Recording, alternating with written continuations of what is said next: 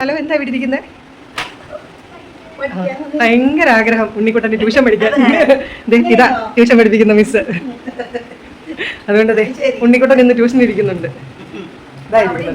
അതെ, അപ്പൊ ശരി, ചേട്ടാ.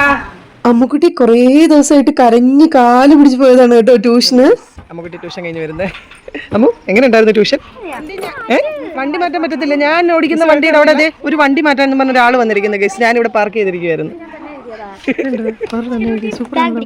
നല്ല രസമുണ്ടല്ലോ, അടിപൊളി, സൂപ്പർ ഡെക്കറേഷൻ. അമ്മ ഇഷ്ടമായോ ട്യൂഷൻ?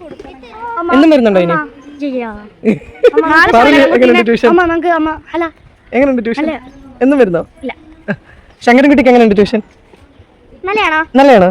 അല്ല, എന്നും വരുമോ ട്യൂഷന്? കേട്ടോ, ഈ ശങ്കരൻകുട്ടിയും ഈ പാറക്കുട്ടിയും ഒരേ വണ്ടിയിൽ കെട്ടാൻ പറ്റും കേട്ടോ. ഇവൻ മാത്രം ഗുഡ് ഗേള്, അവന് മാത്രം വരാവുന്ന. അല്ലേടാ ശങ്കരൻകുട്ടി?